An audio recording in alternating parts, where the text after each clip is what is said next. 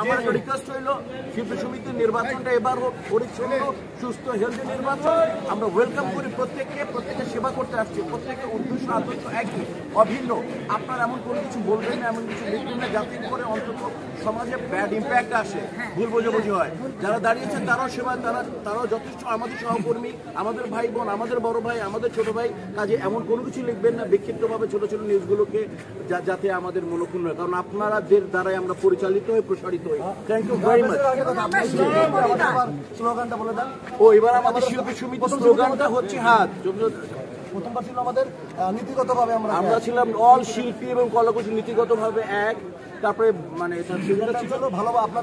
আপনাদের ভালোবাসা আমাদের শক্তি, আপনাদের ভালোবাসা আমাদের শক্তি। এবারটা হচ্ছে দেশপ্রেম, দায়িত্ব, শৃঙ্খলা, সুস্থ সংস্কৃতি। এটাই হচ্ছে বাংলাদেশ চলচ্চিত্র শিল্পী সমিতি।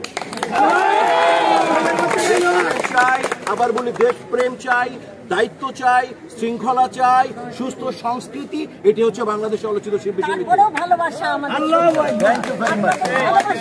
দোয়া করবেন সবাই, ভালো থাকবেন। আমি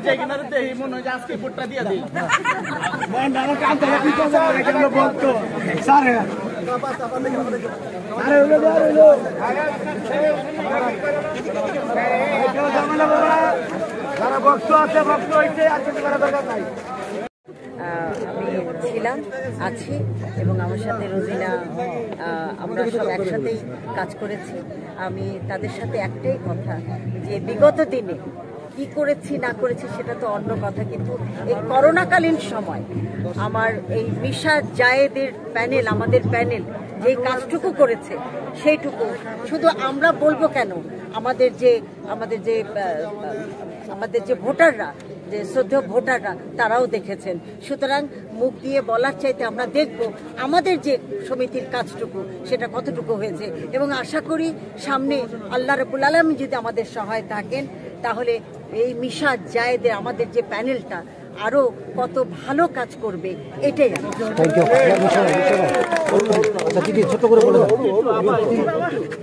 10 সেকেন্ডে বলেন, 10 সেকেন্ডে বলেন ছোট করে।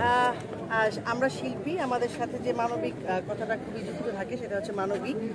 আমরা মানবিক সংগঠন বলতে চাই। এটা এই সংগঠনের মাধ্যমে শিল্পীদের পাশে দাঁড়ানোর জন্য আর অনেক কল্যাণকর কাজ হবে আশা করি।